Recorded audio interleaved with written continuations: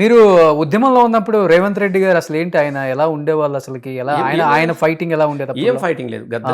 రేవంత్ రెడ్డి మొదటి నుంచి కూడా రాజకీయ అవకాశవాది, రాజకీయమైనటువంటి కాంక్ష విపరీతంగా ఉంటుంది. అది తప్పు నేను కాదనట్లేను. కానీ తను ఎదగడానికి కోసము దేనికైనా సిద్ధపడతాడు. దేనికైనా అంటే ఇప్పుడు తెలంగాణ ప్రజలంతా తెలంగాణ కోరుకుంటున్నటువంటి టైంలో తెలంగాణ ప్రజలంతా మీరు అంతా చూసిరు. 1 మిలియన్ మార్చు, సాగరహారం, రాజులు, ప్రజలంతా స్కూళ్ళలో పిల్లలు తాళాలేసి తెలంగాణ కోసం కొట్లాడిరు. సార్లు మా ఊరికి రావద్దు, మా బడికి రావద్దు, తెలంగాణ వస్తే మీరు రావాలని చెప్పేసి పిల్లలు పాఠశాలలకు తాళాలేసి టీచర్లను పంపించినటువంటి గొప్ప ఉద్యమం. బస్సులు బంద్ అయిపోయినాయి, ఆఫీసులు బంద్ అయిపోయినాయి. బుడ్డ పోర నుంచి, పసి పోర నుంచి పండు ముసలి దాకా జై తెలంగాణ అని ఒదికు అంటే రగిలిపోతా ఉన్నది. ఒక యాదే అంటిపోయిండు, ఒక శ్రీకాంత్ సార్ చచ్చిపోయిండు, మేము కూడా ధూమ్ధాములు పట్టుకుంటా చలో ధూమ్ధామ్ అని. కడుపులున్న పిండం అడిగి డప్పులా డనక చూడు తెలంగాణ పోరు చూడు, తెలంగాణ పోరు చూడు, కౌలు కళాకారులతోని తెలంగాణ ఉడికిపోతున్నది. కడుపులున్న పిండం అడిగింది, కనబోయే తల్లిని పోరు చెయ్యా జల్ది కనమంది. నెలలు నిండని పసిగుడ్డు తల్లి పొత్తి కడుపులను తన్నుకుంటా, అమ్మా నన్ను తొందరగా కనమ్మా, నేను జై తెలంగాణ బట్టి పోరాటం చేస్తా అన్నటువంటి గొప్ప పోరాటం సాగిస్తున్నటువంటి సందర్భం. కొండాలల్లో కోయిలమ్మ పాట పాడుతున్న జై తెలంగాణ, చెట్టు పుట్ట చీమ జై అని ఓరెత్తుతున్నటువంటి సందర్భంలో తెలంగాణ ప్రజల మీద చంద్రబాబును పట్టుకొని తుపాకీ ఎక్కిపెట్టినటువంటి వ్యక్తి రేవంత్ రెడ్డి. తెలంగాణ ప్రజల మీద ఆయనకు ప్రేమలు ఉంటాయా మీరు చెప్పండి? 2014లో మళ్ళీ తెలంగాణ చంద్రబాబు నుంచే పోటీ చేసిండు కదా, ఆయనకేం ప్రేమలు ఉంటాయి? ఆయనకు పదవి కావాలి, కాంక్ష కావాలి. కాబట్టి మెల్లగా చూసిండు. ఇవన్నీ ముసలి అయిపోయినాయి కాంగ్రెస్ వాళ్ళవి, ఇవి ఒడిచిపోయినాయి. వీటిని ఉత్తగా దొక్కాలనుకోండి. అంత బురద అయిపోయింది కాంగ్రెస్. అది గట్టి మన్ను మీటి ఎంత ముసలి అయిపోయి అంత బురద అయిపోయింది. ఇక దాంట్లో కాలు పెట్టిండు, తొక్కిపారు, ఈయన ఎక్కి కూర్చున్నాడు. గంతే తప్ప ఏదైతే నేను గెలిచిండా లేదా, నేనేమంటున్నా, గెలుపు కోసం ఏమైనా చేస్తాడు, ఎన్ని అబద్ధాలైనా చెప్తాడు, ఎంతటి అరాచకమైనా చేస్తాడు. ఆయనకు కావాల్సింది కుర్చీ. కాబట్టి ఆ కుర్చీని ఆ విధంగా వచ్చి కూర్చున్నోనికి ప్రజల మీద ఇలా తెలిసిపోయింది కదా. 2 సంవత్సరాల ప్రజలు ఏమనుకుంటున్నారు? కేవలం సంక్షేమ పథకాల కోసం చూసి ఓటేశారంటారా, లేకపోతే రేవంత్ రెడ్డి ఈ తెలంగాణలో మంచి పరిపాలన తీసుకురాగలడు, అంత కెపాసిటీ ఉంది, సో కేసీఆర్ కి సరైన ధీటుగా ఎదుర్కొనే శక్తి కేవలం రేవంత్ రెడ్డికి మాత్రమే ఉంది, మనం ఓటేయచ్చని నమ్మి వేశారంటారా? మొన్న కేసీఆర్ అన్నటోడు ఒక శక్తి, ఒక అనంతమైనటువంటి శక్తి. కేసీఆర్ లక్ష్యాన్ని మీకు గుర్తుపెట్టుకోండి. నేనేదో ఆయన ఎమ్మెల్యేగానో నేను పొగుడతలేను. దయచేసి మీకు ఒకటి చెప్పాల్సిందని చెప్తా ఉన్నా. ప్రపంచ చరిత్రలో ఒక 14 సంవత్సరాలల్లా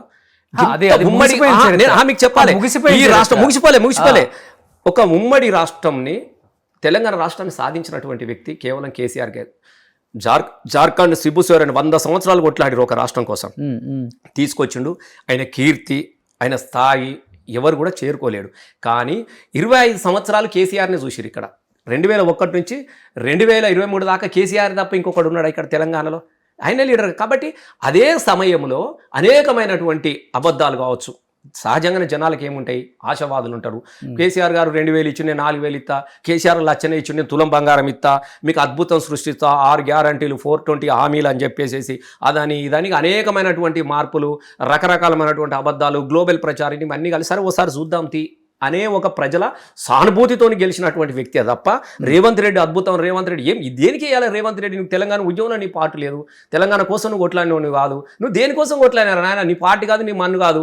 కాంగ్రెస్ వాళ్ళు చాతగానోళ్ళు కాబట్టి వాళ్ళ చాతగాని తనాన్ని ఆసరగా చేసుకొని తెలుగులోని కాబట్టి కుర్చెక్కిండే తప్ప ప్రజలు తెలిసిపోయింది. కూర్చున్న తెల్లారే తెలిసిపోయింది కదా. కానీ తెలంగాణ ఇచ్చింది ఎవరు? ఏ పార్టీ ఇవ్వలేదు. ఏ పార్టీ లేదు, మీరు కాంగ్రెస్, మీరు ఇదే రాంగు.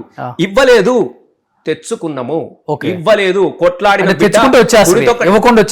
ఊరికే రాలే. ఎంతమంది బిడ్డలను పోగొట్టుకొని ఎంత పోరాటం చేస్తే అనివార్యంగా దిగొచ్చింది. వామ్మో ఓసోని అమ్మ, మా ఇండియాలో ఇటలీ బొమ్మ, ఓటు హక్క నీకెక్కడిదమ్మ, నేను అన్నదాన్ని ఊరికే పాటలు వాళ్ళే కదా, పాడగానే ఇచ్చేశారు. పాటగాని కాదు. మరి ఎంతమంది యాదిరెడ్డి పార్లమెంట్ సాక్షిగా చింత చెట్టుకు ఊలాడిండు. ఇక్కడ కేసీఆర్ దీక్ష పట్టిండు. తెలంగాణ మండిపోతుంది కాబట్టి మన పార్టీ బతకాలంటే, మన పార్టీ ముందుకు సాగాలంటే, మనం బతకాలంటే తెలంగాణ ఇయ్యాలే అన్నటువంటి అనిశ్చిత సృష్టించడం కాబట్టి తెలంగాణ వచ్చింది తప్ప దయదలిసి ఇచ్చేది ఉంటే 2009లో ఇచ్చేది కదా. కానీ ఒకటి వాళ్ళేమో మేము ఇచ్చాము అని చెప్పుకునే దానిలో ఫెయిల్ అయ్యారు కాబట్టి, కేసీఆర్ నేను తెచ్చుకున్నాను కాబట్టి సక్సెస్ అయ్యారనే మాట వినపడుతుంది. మీరు అన్న మాట కూడా మీకు ఒక క్లారిటీ ఇవ్వాలి. మంచి క్వశ్చన్ అడిగినావు.